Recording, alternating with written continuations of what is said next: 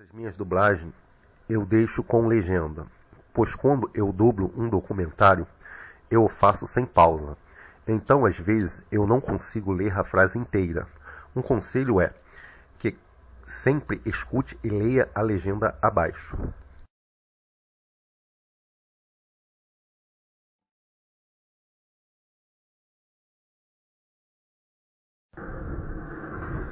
Racismo, história.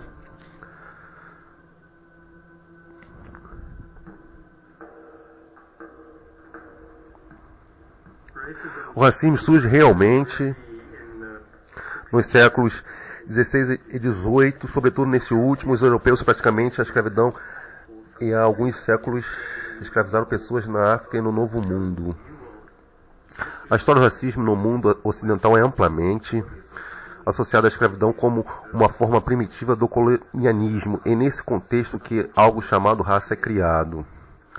O que significa essencialmente que certos povos, definidos como não europeus, são denominados e governados por europeus. Para as pessoas nos Estados Unidos, os séculos 17 e 18, a raça era um fato na vida, é algo que surge como uma interação necessária, não se tratando de pessoas criando racismo no laboratório ou no escritório para depois sair no mundo para aplicá-los. De certo modo, os brancos, os negros e os índios estabeleceram suas ideias de raça em proximidade uns dos outros. Os britânicos não se tornaram traficantes de escravos e escravizadores por tornando-se racistas por usarem escravos para obter grandes lucros nas Américas, e criaram um conjunto de atitudes em relação aos negros para justificar o que faziam. A verdadeira força motriz detrás do sistema escravocrata, a cor do dinheiro. Os africanos eram produtos de comércio, para serem adquiridos, vendidos, arrematados e herdados. Eram como os outros bens do comércio, e quando isso foi instituído tanto nos navios negreiros, que zarparam aos milhares dos portos britânicos, como nas plantações, assim que isso ficou instituído como base da expansão da riqueza, como se pode argumentar que uma maneira de outras que grande inferioridade dos negros não é inerente aos valores culturais fundamentais dos britânicos.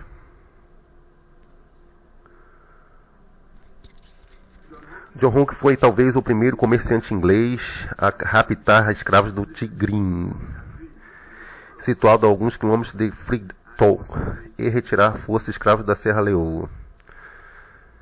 O triste é que este homem até se tornou cavalheiro. Quando na escola lemos sobre o sargento Hawkins, como se ele fosse uma boa pessoa, uma pessoa honrosa, alguém que constitui positivamente para a criação do Império Britânico, só muito mais tarde, alguns de nós aprendemos como pensar que, de fato, ele não apenas estava envolvido no comércio de escravos, mas ele realmente capturou escravos. Ele instalou locais ao longo do que hoje chamamos de governo de Wharf. Ao longo do tempo, tornou-se uma indústria. Muitos ingleses nos negociavam e muitos governantes da Serra Leoa, especialmente a próxima costa envolvendo no comércio de escravos. E temos, por exemplo, várias ilhas ao longo da costa da Serra Leoa, que eram importantes entrepostos do comércio, como a ilha Buffy, que havia entreposto ingleses, europeus e até americanos. Estavam vindo no comércio de escravos na ilha Buffy.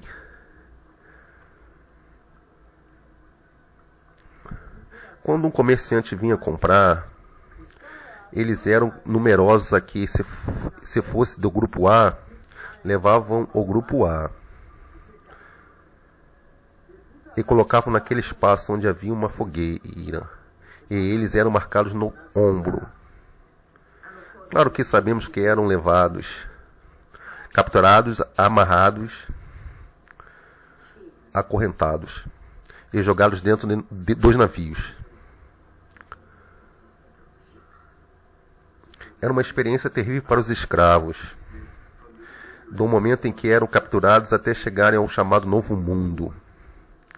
E os que sobreviviam e que lá chegavam eram expostos à venda. E depois, quando eram comprados, sofriam todo tipo de indignidade. Uma mulher custava o preço de 2 homens. À tarde ela trabalhava nas plantações. À noite, eles voltavam a trabalhar para gerar os filhos dos patrões. Por isso que se tinha que pagar o dobro por uma mulher, por apenas uma mulher. Quando o navio chegava, eles embarcavam e partiam, elas não eram mais vistas. Numa estimativa conservadora, mais de 11 milhões de africanos foram transportados através do Atlântico. Acorrentados e amontoados, pelo menos 2 milhões morreram durante a viagem infernal, conhecida como Passagem Atlântica. Os escravos foram vistos como pessoas sem raízes, pessoas sem terra, alienadas do seu país. Ou seja, não tinham direitos de nascimento e eram considerados como pessoas que tinham sido arrancadas sem serem associadas na nova. Então, por assim dizer, estamos socialmente mortos. Eram vistos como pessoas sem honra ou que uma condição degradante. Para o senhor dos escravos, isso significa um poder absoluto sobre o escravo. Independente do que diziam as leis, tinham direitos de vida e morte. Chegou uma situação em que milhares, dezenas de milhares e centenas de milhares de negros ou pessoas de pele escura eram mantidos sem qualquer direito e obrigados a trabalhar dia e noite por um sistema de vigilância com chicotes e alfanjes. Claro que havia o receio de que eles tentassem se rebelar, tentassem fugir, e quando isso acontecia, matariam os senhores e capturavam suas esposas na sua cama. Em qualquer branco era visto como um inimigo em potencial pelos negros. Assim há um medo mútuo entre os dois grupos. E isso tendia a consolidar o sentimento. O único modo de manter a sociedade escravocrata minimamente segura era armar todos os homens brancos e até mesmo algumas mulheres brancas. Você está ali na casa grande de sua plantação no seu entreposto, pensando o que os nativos estavam fazendo como nos filmes. O que os nativos são inquietos, havia a ideia de que essas pessoas estavam se reunindo, queriam invadir, nos atacar. Era uma espécie de projeção em outros termos. Você invadiu um país deles, você o subjugou. Há uma longa história de perigos de cor. A de peles vermelha, os índios, ou peles amarela, ou peles negra. Há decisivamente o outro, que é o outro não branco, está ameaçando, assustando que talvez venha a atacar. Isso provavelmente provém de uma consciência pesada, de uma espécie de reconhecimento subconsciente do tipo de coisa que foram feitas como o outro não branco. No começo do século XV, desde o Chile no sul e outros não brancos, não passamos de vermes serem exterminados. O monge dominicano Bartolomé de Las foi testemunho ocular de incontáveis atrocidades à população nativa. Seus relatos parecem um catálogo de um genocídio. Na terra da região conhecida por Florida, os espanhóis assassinaram muitos como se fosse um costume, a fim de incutir medo nessa população. Fizeram de suas vidas uma completa, tratando-os como animais de carga. Numa outra cidade, os açougueiros assassinaram todos, jovens, idosos, líderes e pessoas comuns. Nem as crianças foram poupadas. O açougueiro-chefe fez com que grande número de nativos da área tivesse seus narizes, lábios e queixos arrancados no rosto. Eles estavam numa agonia indescritível e cobertos de sangue. Seus atos são testemunhos vivos das grandes ações e milagres sagrados feitos por esse missionário da Sagrada Festa Católica. As coisas que Las Casas testemunhou, em especial ou em Cuba, estes crimes e ataques incríveis contra os índios, tenho certeza que esse nível de violência era algo que podia presenciar em diversos no século XVI, XVIII, mas foi particularmente um momento terrível que Las Casas presenciou, a chegada dos espanhóis à América e tentativa de forçar os índios a trabalhar. Os relatos de Las Casas causou bastante desconforto. O Conselho dos Índios e administradores espanhóis no Novo Mundo foi convocado um debate em Nova York, Espanha, em 1550.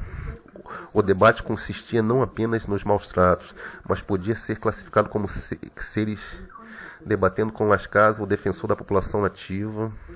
Estavam o jesuíta João Guedes de Sepúlveda.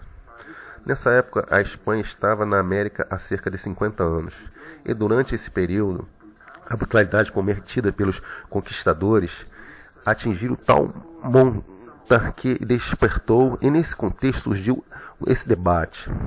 De um lado havia a ideia que os índios tinham alma, poderiam ser catequizados e deviam ser tratados não como servos, não como trabalhadores forçados, mas como pessoas sob a proteção dos espanhóis.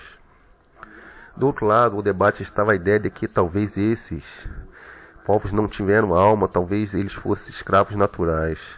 E nesse contexto, eles podiam ser coagidos a trabalhar. O que Las Casas queria fazer era mudar a política da coroa espanhola em relação aos índios. Paradoxalmente, ele conseguiu banir a escravidão dos índios. Foi algo que a coroa espanhola proibiu, declarou ilegal em 1542, assegurando que não houvesse mais escravos índios. Mas Las Casas também sugeriu que a falta de mão de obra na América podia ser resolvida com escravos negros na África, algo que mais tarde ele se arrependeu mais tarde. É um momento chave da medida a reflexão sobre o sistema que produz a ideia de raça. Está presente neste debate. É o sistema que produz a noção de raça, que é definida nos 200 e 300 anos, e é o sistema que pega essa ampla variedade de povos e os define como índios, que impõe essa classificação a eles. E nesse contexto que se começa a ver duas coisas que andam de mão dadas, como o desenvolvimento do racismo. De um lado, a instituição que controlam populações oprimidas, e nesse contexto, os debates que foram feitos para definir que tipo de população eram. Os debates começaram com advogados, passando para antropólogos e depois para biólogos, sempre debatendo dentro desse contexto e do colonialismo que fixa estas pessoas como objeto de investigação. Terça-feira, 11 de outubro, até agora nada de terra. As próximas 12 horas irão definir um momento crucial na história racial de todo o mundo atlântico e do mundo. Foi Cristóvão Colombo, mas não na primeira viagem, que toma o mundo conhecido na terceira viagem. Colombo zarpou rumo ao sul para a Serra Leoa, onde ele notou que as pessoas eram muito negras, completamente negras. Ele rumou a leste da Serra Leoa até chegar à próxima Trinidade, na costa norte da América do Sul. Ele registrou que a população era branca com cabelos loiros, e ele não ser possível segundo a predominância teoria da cor da pele em todo o mundo clássico e período medieval. O que houve com Colombo é que as pessoas começaram a perceber que poderia permanecer na mesma latitude e obter cores de pele radicalmente diferentes. E esse era verdade, então deveria haver outra explicação para a cor da pele, além da geografia. E é aí que começam a surgir as teorias biológicas das diferenças de cor de pele. E isso acaba levando às teorias racistas das diferenças de cor de pele. Então surge a ideia originalmente identificada como pré-adamismo, de que talvez haja múltiplas origens e que seres humanos pouco civilizados e mais primitivos têm uma origem não contemplada pela narrativa bíblica, mas então estão próximos ao mundo animal. Essa visão então se desenvolve no poligenismo. Isso quer dizer de múltiplas. Quando os europeus encontravam pela primeira vez os chimpanzés, ficavam surpresos pelas semelhanças entre os chimpanzés e os humanos. Mas eles denominavam os chimpanzés de dris. Uma das questões abordadas por John Locke em ensaio O Entendimento Humano é a questão de os seus humanos haviam cruzado com os macacos. A pergunta constantemente feita no século XVII era se os povos africanos podiam ser classificados como da mesma espécie dos europeus. E Locke tinha sérias dúvidas se eram da mesma espécie ou não. É uma das explicações para os povos africanos que começou a ser envolvida em Barbados, na colônia inglesa em Barbados, no século XVII, era que os africanos negros eram produtos pela relação sexual entre os chimpanzés e um ser humano. Então eles não são humanos, eles não. Isso se soma a série de preconceitos acerca de a animalidade dos africanos, sua bestialidade e sexualidade como animal. Até o mesmo século XX tem a alegação de já ser animalístico. Esses são preconceitos que começaram a estar presentes na cultura europeia do século XVII. No contexto do que achamos no ponto de vista das grandes questões científicas e filosóficas, e também no ponto de vista literário, a tempestade que importa, estranho mexido de Shakespeare, reforçado de que os escravos não são completamente humanos. Shakespeare não sabia como resolver essa problemática. Seria ele da classe trabalhadora? Seria proletário? Seria africano? Seria selvagem? Shakespeare não sabia como criar Caliban, o escravo venenoso, pelo próprio diabo gerado em tua mal. Apresenta-se. A tempestade aparece, claro, que Shakespeare imaginou Caliban como um escravo. Ele tinha mãe africana e como pai um demônio.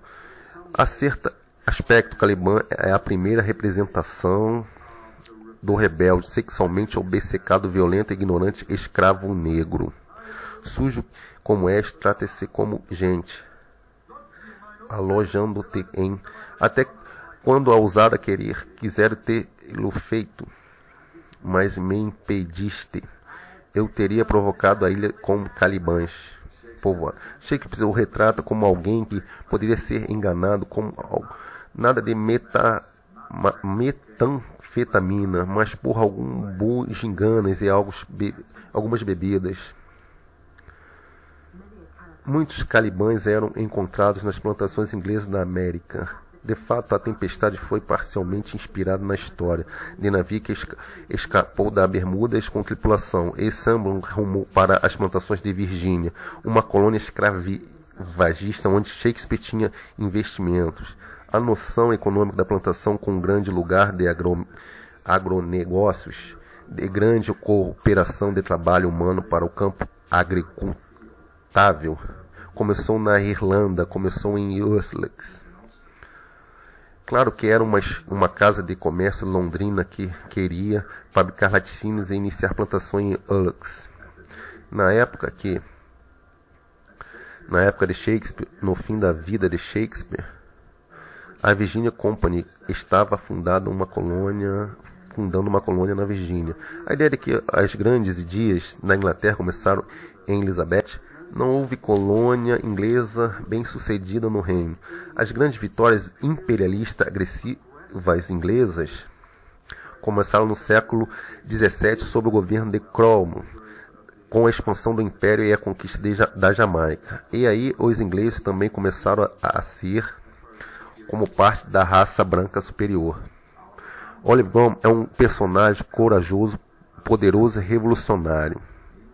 Ele foi um grande general e comandante do capitalismo, que transformou o Atlântico, se não no mundo. Então, esta visão poderosa que ele tinha de estar fazendo o trabalho de Deus, começou no interior da Inglaterra, onde as grandes estruturas hidráulicas de Valmont, da Holanda, foram instaladas para drenar os campos. Ele teve papel nisso de privar ou de retirar as pessoas de suas terras habituais, a fim de produzir riquezas das planícies aluviáveis do Lingo. Ele então transformou isso numa inter-relação, digamos, entre a água cruzando o Atlântico para fundar as plantações de açúcar. Ele não fez isso sozinho, é claro, ele fez com uma classe de pessoas. Por isso chama de classe capitalista, porque ela esperava capitalizar a terra, transformá-la em mercadoria e então em capital. Fazendo isso através da plantação de açúcar na década de 1904. Na época da Revolução Inglesa, da Guerra Civil, é uma incrível história de conquista, crueldade e Deus. Se observarmos os estados do sul dos Estados Unidos, até a altura da Guerra Civil, a maior fonte de riqueza da América era a posse de escravos e de trabalho escravos. Isto é monstruoso. E nesse processo de ser capaz de comandar os recursos de outras partes do mundo, extraí-lo para suas indústrias e comandar a mão de obra, que se cria esta enorme desigualdade estrutural. Os britânicos ficavam abastados graças à escravidão. Liverpool, hebreus cresceram a níveis extraordinários de bem-estar material urbano por causa do sistema escravocrata. O Longo, o Banco da Inglaterra, o Banco Briggs, o Banco Barclays, Longo Home, da Casa Hong, instituições imponentes que existiam, então estão completamente enraizadas no sistema, mas é o sistema que precisa daqui, ele é racista, ele contém, mas a sua verdade razão era o lucro, uma espécie de lavagem de lucro da escravidão. Ao invés de sua simplesmente aplicação em empresas econômicas, e ao meu ver, uma parte importante moderna da Grã-Bretanha, por exemplo, sempre penso em Bristol, no crescimento de Clifton e por aí em diante completamente ligado ao lucro com a escravidão, como o comércio negreiro do século XVIII e início do século XX, a escravidão tal XIX, como insistia anteriormente a este período do comércio negreiro, não estava especialmente ligado à cor, sim aos escravos da Europa ocidental podiam ser eslavos, mas tinha a mesma cor de pele e você dizer só de olhar para alguém, quando surgem os índios orientais por volta de 1700, você pode dizer só de olhar para alguém se ele é escravo ou não. Os povos antigos no geral não sofreram dessa forma de identificar de raça a escravidão baseada na raça, mas tinha sua própria visão, que era que todos os estrangeiros, todos os não gregos podiam ser legitimamente escravizados, porque eram inferiores. Não eram apenas os não gregos, que eram considerados inferiores desta forma absoluta. Os homens gregos consideravam as mulheres gregas do mesmo modo. Por isso, se você fosse pertencente só por este fato à categoria superior, para começar o sentimento racial simplesmente de forma a aversão de desagrado, mas no caso da escravidão no Novo Mundo, assusta de forma dominante, a exploração algo mais coerente, mais planejado. Não é apenas um processo casual contra pessoas diferentes de nós. É a determinação de usar essas pessoas diferentes de nós. É isso que cria o sentimento racial mais intenso que surge da adoção generalizada da escravidão nas plantações das Américas. Na antiguidade, os defensores da instituição da escravidão não viavam a cor da pele para justificá-la, mas a ideia de um dos grandes pensadores da antiguidade, que foi muito citado no debate de Van, seria adotada no contexto da escravidão no Novo Mundo. Aristóteles, e que passo a usar a expressão terrível, foi algo pior. Suas ideias eram consideradas desde o início do período medieval excitados porque Aristóteles era considerado, embora não afortunado, não era cristão, viveu demasiadamente cedo, no entanto tinha muitas reputações. E se ele dissesse que a escravidão era um fenômeno natural, então provavelmente era verdade. Mas é muito importante esclarecer que Aristóteles não falava em termos das características racistas externas da cor. Gênesis capítulo 9, versículo 25. E Noé começou a ser um marido. Uma autoridade ainda foi inovada para justificar a escravidão: Deus e a Bíblia. Gênesis capítulo 9, versículo 25. Era interpretado pelos cristãos como a autorização divina para traficar a escravidão e possuir as plantações. É uma espécie de história engraçada e, da nossa perspectiva, parece ridícula, mas foi após o dilúvio. Noé saiu da arca, ainda a água por toda parte. Ele decidiu que vai criar um vinhedo. Noé se embaba, ele tem 3 filhos, José, Sem e Caã. Sem a venda todo o pai, onde ele estava deitado, inebriado, ele retirou o lençol e olhou para Noé, e depois chamou seus irmãos. Canaã e o pai Canaã viu a nudez de seu pai. Ele disse: olhe para nosso pai. E tentou fazer com que os irmãos, quando Noé desperta da sua e roga uma praga nos descendentes de Cã, ele disse: maldito seja Canaã, como ele seja o último dos escravos e de seus irmãos. Ele disse que o filho de Canaã chamou Canaã. Este, a partir daquele instante, amaldiçoou para sempre. E ele será escravo dos irmãos sem Jafé. A maldição de Canaã não foi especificamente negra. Um escritor medieval representando ao Lord Senhores, os camponeses não descendentes de Canaã e por assim devem servir. A palavra escravo surgiu no termo eslavo, pessoa que tinha sido capturada nas fronteiras orientais da Europa.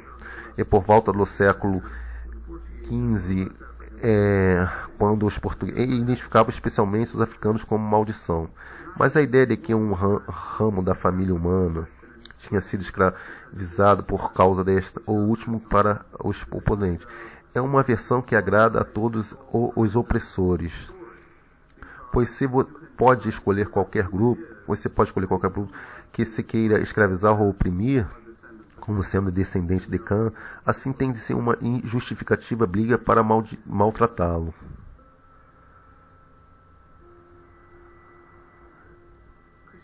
O cristianismo faz coisas diferentes em épocas diferentes. Em outros termos, há certamente uma corrente de pensamentos na qual as pessoas justificam a escravidão. Ela convertia as pessoas. O cristianismo é apenas um número de diferentes sistemas de pensamentos que criam as bases coloniais para os tipos de conhecimento que serão utilizados para definir população não europeias. Pensando no cristianismo para liberalismo, para nações de humanitarismo, todos esses tipos de intervenções para tentar gerenciar e explicar o empreendimento colonial, sem questionar o empreendimento, sem questionar o que é a escravidão atlântica. O papel do cristianismo na escravidão é muito complexo. Uma boa parte aceitou a escravidão como parte da ordem natural das coisas. Se quisermos traçar um paralelo, seria a atitude que temos em relação a... Não vemos isso como um pecado ou algo malífico, mas como uma situação infeliz. Isso prosseguiu até meados do século XVIII, quando houve uma mudança verdadeiramente radical, na qual alguns pensamentos cristãos começaram a ver a escravidão como um pecado. A escravidão dos nativos da América do Norte nunca foi política europeia, mas isso não facilitou a vida desses povos indígenas, cuja relação com os colonos acabariam por vitimar ou matar a maioria deles. Se analisarmos a partir da perspectiva dos nativos americanos, quando os brancos chegaram, foi uma perturbação. Eles eram chocoteados e surpreendentemente, mas para muitos índios era visto apenas como mais um grupo rival.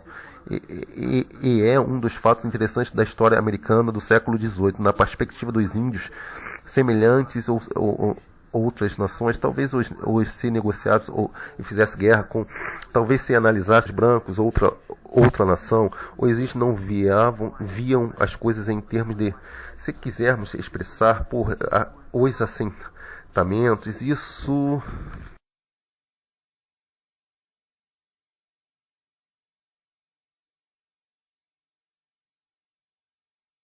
Isso só aconteceu muito mais tarde. Eles não viam como uma invasão, como uma forma de genocídio, ao ponto de unir como índios contra brancos.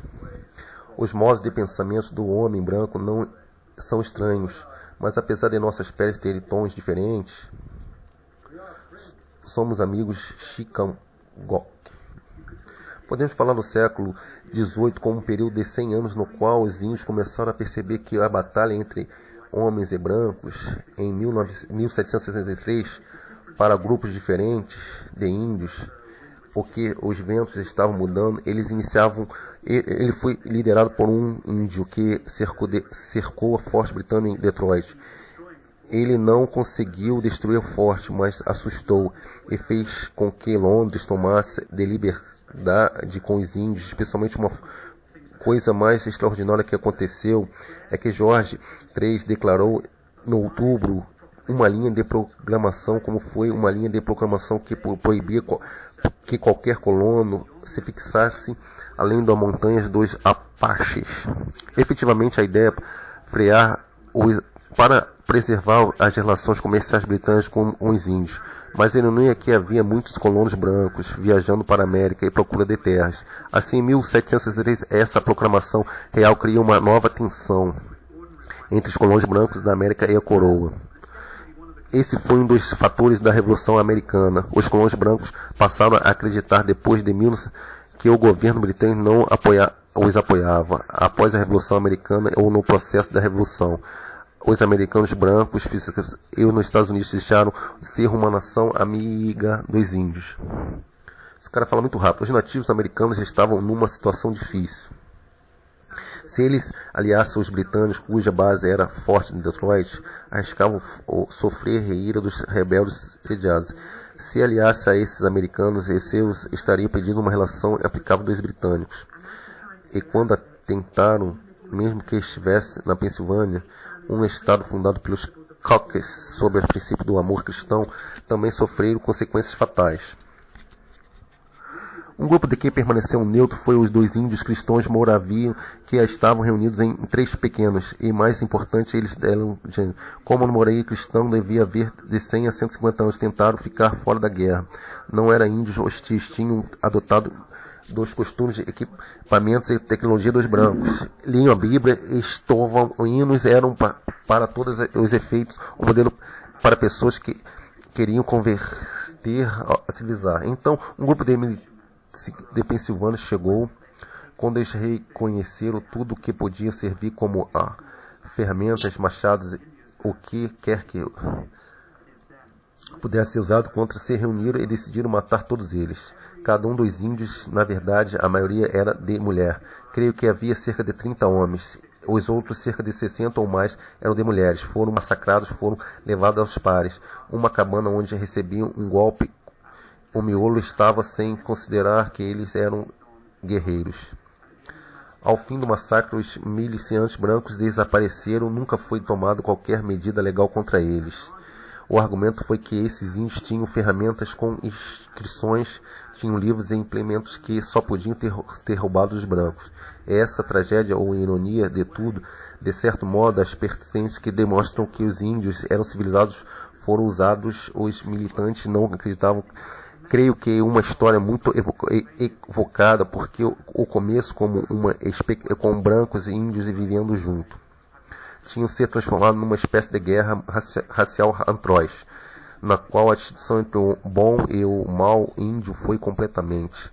Isso remete a um dos problemas o que significa ser americano. O que existe na América que define as pessoas que vivem. Quando a festa do chá de Boston ocorreu em dezembro de 1733, como protesto contra os impostos sobre a chá fixado por Londres, temos os patriotas correndo para os navios da Companhia Britânica das Índias Orientais e jogando o chá no mar vestido.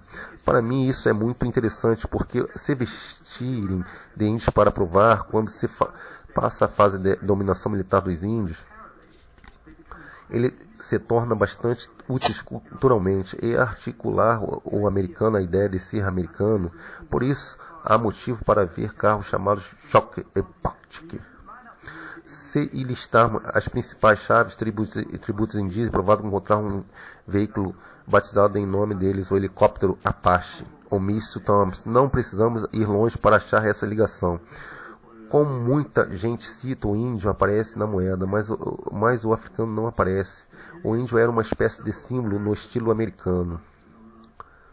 O destino da América era ser civilizado. Os índios tinham que se civilizar ou desaparecer, mas eles continuavam a ser mais ao estilo americano do que os africanos podiam ser. A única coisa que nos vem à mente, considerando um longo período, é uma das principais marcas distintas das relações entre brancos e negros dos Estados Unidos. Foi a ideia da lei da única gota, a pureza do sangue. Para ser branco não podia ter um antepassado negro conhecido. Nem sempre isso era imposto. O casamento racial com os índios, que retoma John Rolfe e Pocahontas, não era tabu. Quando Orlando se tornou um estado de constituição, um grupo de índios se envolveu na instalação do governo estadual em 1910. E a lei dizia que não podia haver casamento entre brancos e negros, e entre índios e negros, mas deixa os índios e brancos livres para casar.